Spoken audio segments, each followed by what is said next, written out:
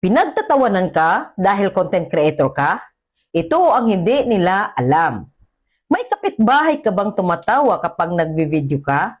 May nagsasabing, ano ba yan? Nagsiselfie lang buong araw. Masakit, nakakababa ng loob. At minsan, gusto mo na lang tumigil. Pero, kung content creator ka, pakinggan mo to. Kasi hindi ka nag-iisa at hindi ka mali. Habang ikaw nagre-record sa maliit na kwarto, sila nagbubulungan sa labas. Habang ikaw nag-i-edit hanggang madaling araw, sila tulog na. Walang pangarap na hinahabol. Hindi nila nakikita ang oras, ang puyat, ang pag-aaral, ang consistency. Nakikita lang nila ang kamera, pero hindi nila nakikita ang vision mo. Pag may mga kapitbahay kang ganyan, bibigyan kita ng tip. Tip 1, huwag mong ipaliwanag ang pangarap mo sa lahat. Hindi lahat kailangan ng paliwanag. Kapag ipinaliwanag mo ang pangarap mo sa taong walang pangarap, maliit talaga ang tingin nila. Protect your vision. Hindi lahat audience mo, hindi lahat supporter mo. Ang tip 2, gawing motivation ang panglalait. Gawin mong gasolina ang pangungutya. Sa tuwing pagtatawanan ka, itanong mo sa sarili mo, mag-i-edit ba ako ngayon o iiyak? At piliin mo lagi, magtrabaho.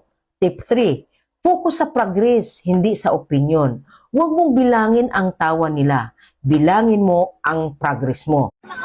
Marami na nagtatanong kung saan matatagpuan ang napakalinaw, napakalinis at napaka-preskong kanal na ito guys. At isa nga ito sa maituturing na napakalinis na kanal sa ating bansa. Ngayon nga, sobrang init ng panahon, napakasarap magbabad dito.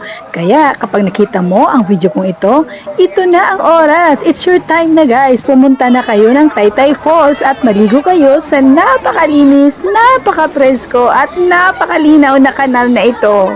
Opo, yes po mga gagala, yang napakalinis na kanal na yan sa buong Pilipinas. Matatagpuan nyo po yan sa Taytay Falls, Mahayhay, Laguna. So, kung malapit lang kayo guys, ano pang hinihintay mo? Magbabad na, ganitong sobrang init ng panahon. Masarap magbabad sa napakalinis at preskong tubig na ito.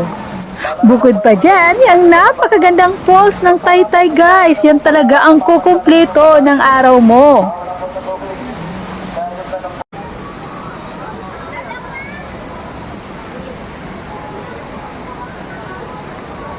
Kaya kung nature lovers ka at trip mo mag-nature, hala, swak na swak sa'yo ang place na ito. Punta na!